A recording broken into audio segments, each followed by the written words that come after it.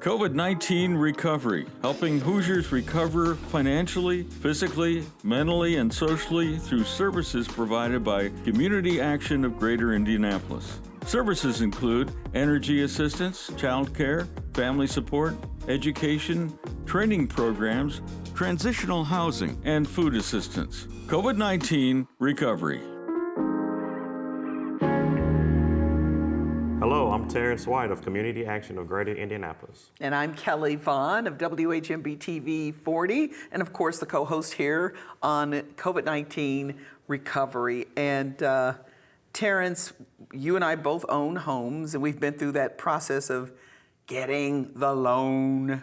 The big loan. Ooh, gosh. I think back then, I don't think I'd ever want to go through that again, but obviously there are people out there who are doing that, and it's a strange thing. All the things we've been going through with COVID-19, and obviously the hurt and the pain and people dying, yet there are other things that are growing and booming, and one of them, oddly enough, is the housing market. And with all that going on, have you thought much about making a move to sell or to buy again? I thought about it, honestly. You know, people, brokers, realtors, they're calling, they're saying, your house is worth X amount. I think they even said 300, 400,000 or something like that, which, you know, my ears perked up or whatnot. And ultimately I decided to just kind of hold steadfast and not do anything right now, but it definitely caused me to think about it. Okay. Yeah. Well, we're going to cause a lot of folks to think about getting that loan, because we have Diana Rice Wilkerson, who is a loan officer for Fairway Independent Mortgage Corporation, and she is also the co-star of the Home and Finance Show here on WHMB TV 40, which airs, it's 9:30 a.m., right, Diana? Right. Okay, on Tuesdays here on TV 40. Don't miss it, because they're all about building wealth through home ownership. Welcome to the show, Diana. Well, thank you, and thank you for having me. Okay, so, where to start with this one? You would think we're in a pandemic, people have lost jobs, nothing's moving, but it seems like in the housing and loan industry, things are blowing up. What's going on? Things are really blowing up, and who would have thunk it, as people would say, you know, because of COVID-19, like you said, it just created a lot of problems, especially around folks' work. But at the end of the day, everyone needs a place to live at the end of the day. So it is still the one single asset that can really make a difference in the lives of folks. They get out of the rent cycle. Personally, I believe that the increase in rent, has been the one key factor that has caused people to still want to buy a house. Because the average rent, I think, is like $1,200 or $1,300. And wow. So, and you know, for a lot of folks, they're like, oh, they just never could see that they could own a house. But as the rent has increased so rapidly, they're now saying, if I can pay this each month, then I can pay a mortgage payment, you know? And that is very, very true. It's given them the confidence to stick their toe in the water. And so we actually, all day long, literally all day long, all I am doing is pre-approving people to buy houses. And it's a good thing to see, and yet we struggle with the fact that there's limited housing out there. But we're just encouraging people to continue to, position yourself to buy, get ready, because everything cycles. You know, right now we're in this space where we have limited housing, and yet there's a lot of folks working on how do we correct that. So you want to be ready when the time comes. Okay, so now let me ask you this. You mentioned people getting ready. So how do we get ready to apply for a home loan? What do we need to have in order? A good, very, very good question. So the first step is going to be credit. Credit is basically our financial report card. It tells how we handle our debts.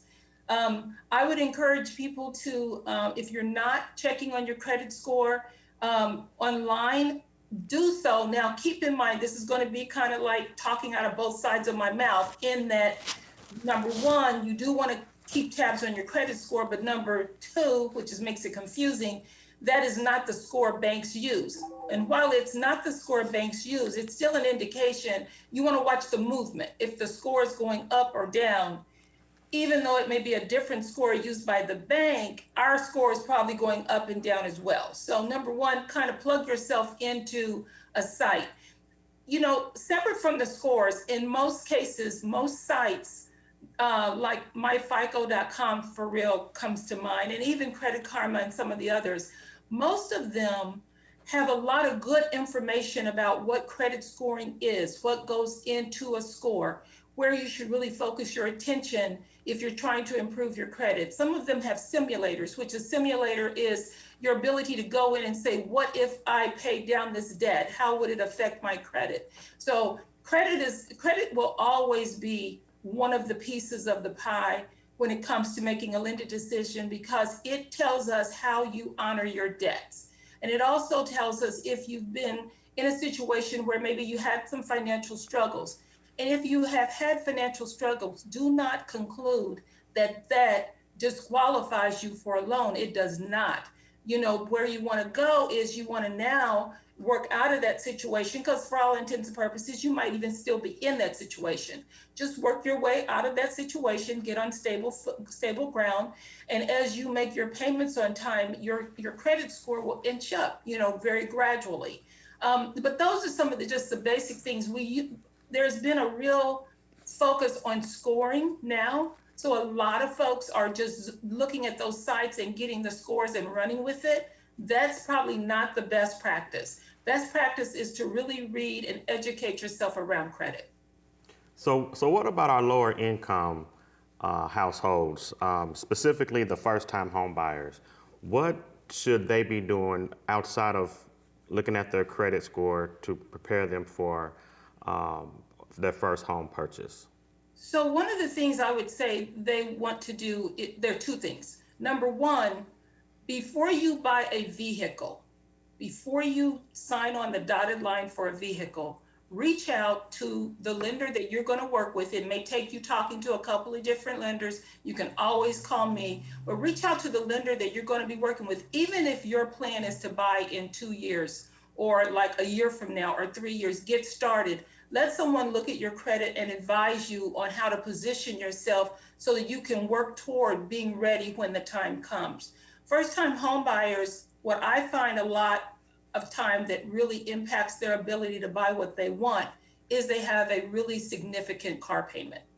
And so, you know, I belong to a group called the National Association of Real Estate Brokers, and they have this initiative called the house before the car. Now, we know people need the car to go to work to pay for the house, but it's still, we're just trying to elevate the thinking around, do I buy my dream car now? You know, I've got this great job, let me buy my dream car, then let me buy my house. Well, that dream car payment may truly impact you in such a way you can't afford the house you want. So that's one. Number two, credit card debt. It only takes a couple of credit cards for you to manage properly. It only takes a couple of credit cards managed properly for you to get into those 700 scores. Not that 700 is needed nor necessary for loan approval, but the point is lots of folks kind of think that, and what they kind of think is the more credit I have that I pay on time, the higher my score, which is our logical minds in this process. And I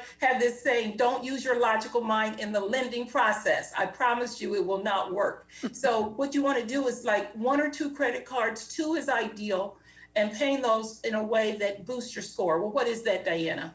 I'm just going to tell you, a couple of credit cards with $300 limits, charging $10 each month, pay the bill once the statement comes in, not before. It will work wonders on your score. It's not whether your line of credit is $5,000 or $10,000. Say Kelly has a line of $20,000 and my line is $3,000. It's really not that goes into the mix. What goes into the mix is, of your limit, what is your utilization? How much are you using? Because a credit card is still a debt. It is a debt. It is you borrowing from yourself or from this card because you at this time don't have the money and you're going to pay it back relatively quickly. So with that said, even though there's this limit, And your logical mind wants to say, well, if I stay within my limit and I pay on time, I'm going to have good credit. That is not the case. So a $300 credit card is just the best credit card to have, quite frankly, because it keeps you from getting extended with credit. And if you just charge $10 a month, it's going to do wonders for your score. Okay, I would think that a lot of people looking to buy a home, though, and are getting a little frustrated because obviously the rates are really low and now's the time to get in. If you haven't done your homework prior to now, it takes a while for some of those changes to occur, right, in terms of seeing your score increase. So is there anything we can do to speed up that process of impacting our scores? The quickest, fastest way to increase your score is pay down a credit card. It has an immediate impact. As soon as that new balance is reported to the credit bureau, your score goes up.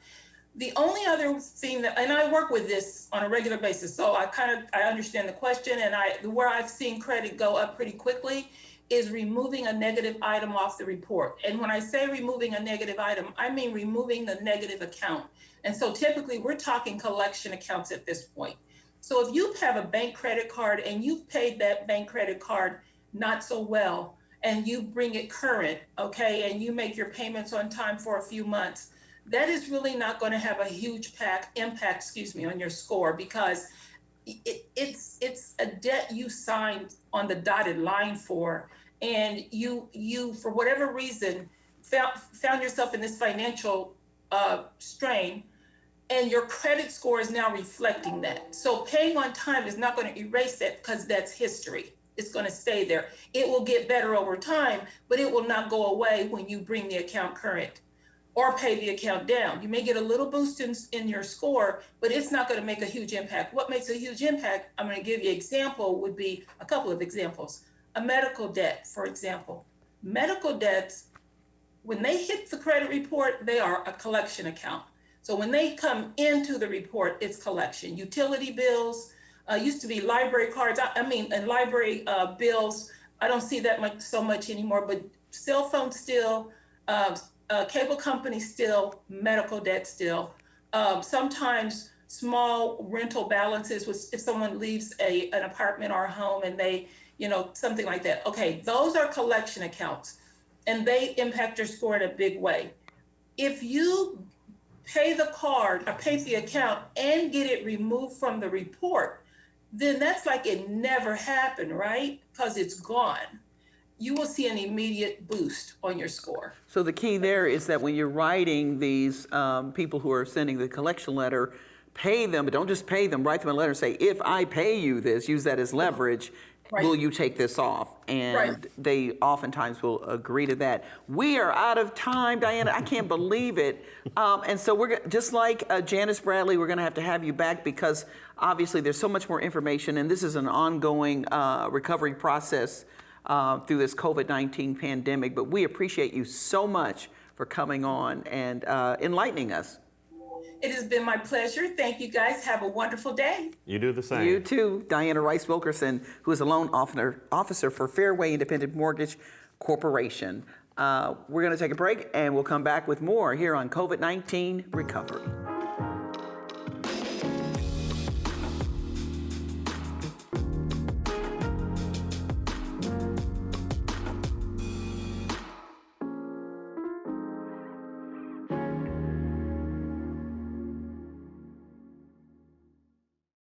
During the COVID-19 emergency, community action agencies are open and here to ensure the well-being of families across the country.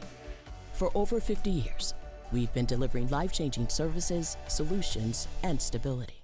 Serving Boone, Hamilton, Hendricks, and Marion counties, be sure to visit our website to learn about employment and education opportunities, food, housing, transportation assistance, and more. Apply today by calling 317-396-1800.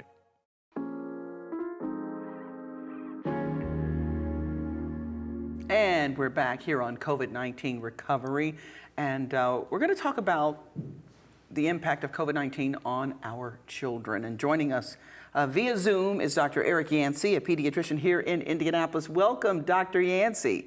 Thank you. Good afternoon. We appreciate you coming on, and we've got a ton of questions for you about children and COVID-19, and especially when it comes to this vaccine. But what's the latest on children and the virus itself? Initially, it was they can't get it, and it seems to me recent news stories, that's changed some, no? That has. Early on, early in the course of it, we noticed a strange phenomenon that children seem to be really resistant to any significant level of illness from the vaccine. But we're talking like a year ago here. And there's a lot of different theories about that. Some of the receptors that the virus would attach to were not as well developed in children. A lot of different things were looked at. Well, but we did find out about 4 to 6 months in that there was certainly a lot of very serious illnesses.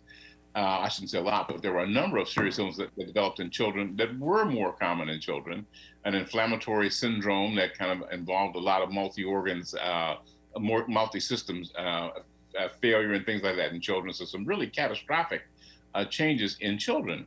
But still the level of attack, the number of attack, the amount of attack in children was not the same. But now we're looking at a situation where we're seeing a number of variants come out. And so we are seeing some of the ones that are affected become younger. And we are seeing occasionally some pretty significant disease in certainly teens and even in some younger children. So we're just not sure what these variants are going to do. We know that they have slightly different markers, and they can actually attack where maybe the original strain didn't. So I think that yes, the children continue to be at a level of risk that is more than we want to see, but it's very difficult to say. And if I get to talking too much, you just shut me. But no, that's fine. I guess, when the pandemic first hit, it seems to me that had children been affected, this whole issue of social distancing and masking would have, yeah, everybody's going to wear a mask and everybody's going to social distance. But when the children weren't in the mix, we're all grown and we don't care about old people. Did you notice that? I noticed it to some degree. In fact, I saw a couple of comments on posts and things, and it basically came out to paraphrase, well, yeah, they may die, but they're old anyway. Okay. Yeah. And so that was kind of a sentiment. But I think that, to be honest with you, the biggest problem about the masking and the distancing was that the initial statement was that it would protect other people. And so that then played into a certain level of self-centeredness that, okay, if it doesn't affect me, I'm not really worried about it. And so I'm not so sure that it would have made a big difference with the children anyway at that point if they had been sick, because the early message was that wear the mask to protect someone else. And as awful as it sounds, that's just not a lot of people's priority. If you had said there was a cloud of chlorine gas that was going to descend on the city or the nation or whatever, and that you had to wear this mask, or if you walked outside, you were going to die, we would have had probably 99% compliance with the mask mandates, because everybody goes like, oh, I don't want to die. But since we made it to where, oh, you're going to affect other people, it's like, well, they can fend for themselves. I think that was a part of that. And I mean, as much as you hate to say that, that's a part of it, okay? Yeah. We're self-centered. And I never understood that, because it would worry me to death if I was around somebody and I had it, or I didn't know I had it and I gave it to them, or even just thinking that they might think that I gave it to them. That would drive me crazy. So I'd just rather wear it so they can never come back and say, oh, you had it. And I visited my brother once and I had my mask on, but it still bothered me when I left. Like, if he did get something, he's going to think I gave it to him, even with the mask on. So to me, the best way is just put the thing on, and I don't have to worry about that. I couldn't sleep at night thinking that I had given it to somebody, and what if one of those people you give it to dies? Yeah, well, that's an ideal, I think, to which we should all aspire, but I just don't think we're there yet. I think we're we're just not there. Okay. And so, what I'm seeing, like I said, go back to the virus for a minute. It's just tough to know what this thing is going to do because it's new. The virus itself was new. The novel coronavirus was new. Now we're seeing variants of the new. So there's nobody that can tell you exactly what's going to happen because we don't have a track record. So the best thing to do is protect from as many strains as you can, because the one thing that is effective in actually decreasing all strains, variants, and everything else is the mask. Okay, the mask actually, I mean, no matter what kind of strain it is, what variation of that strain, if it can't get effectively through the mask, you're still protected. Okay. So what about some of the psychological impact issues as it relates to juveniles? The situation psychologically and from the emotional standpoint has been nothing short of devastating. We've seen roughly a 33% increase in young people, children and adolescents, presenting to emergency facilities with acute situations of anxiety, acute onset of depressive episodes, suicidality. I mean, those kind of things. That because the problem is we never could say, and hopefully we see a light at the end of the tunnel now, but early on we couldn't say when it was going to end.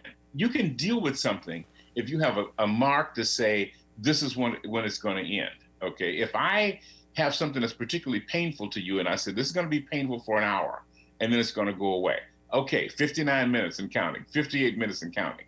But if I just say to you, this is going to hurt, and I have no idea to tell you when it's going to stop hurting, that creates a lot of anxiety. So what happened in the children was, unlike things that we could predict, the tornadoes, the hurricanes, other natural disasters, we couldn't really give them an idea of how long you're going to be locked down, how long you're going to be away from your friends, how long is everybody going to be kind of walking around, with all the distancing, how long before you can get back to your activities.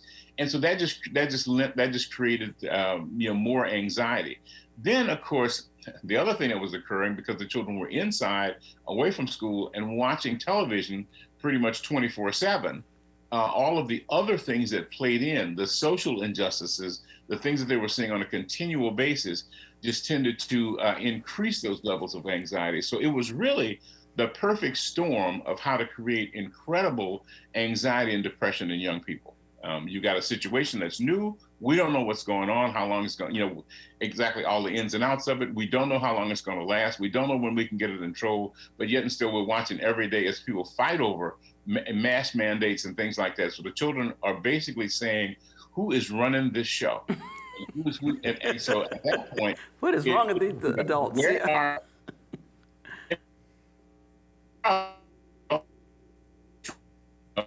and so when that happens, just kind of wander, and they're very upset. Okay. So I want to ask you, Dr. Yancey, about Sure. children getting a shot. Should kids get the shot? I would say that when it's actually tested down to that level, then yes, absolutely. I recommend it down to that level. Now, right now, it's been the studies have gone down to 16 and 18-year-olds. I think 16 with Pfizer, 18 with Moderna. So yes, I'd recommend the 16-year-olds get it. There is a couple of things that have given parents pause. There was something on the internet about the shot in infertility, not substantiated by any means. It doesn't have there's no mechanism by which you could get infertility from the shot, no mechanism. So I would say the more people we can get vaccinated with an immunity, that will decrease the spread. And if you can decrease the community spread, we're much more likely to get back to normal in a certain period of time.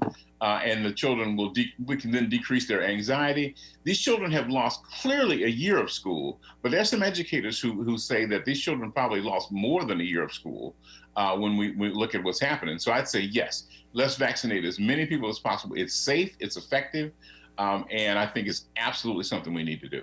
Are you seeing cases in your office, and how common is that to have a kid come in who has been infected, and how are they? Do any of them get seriously ill?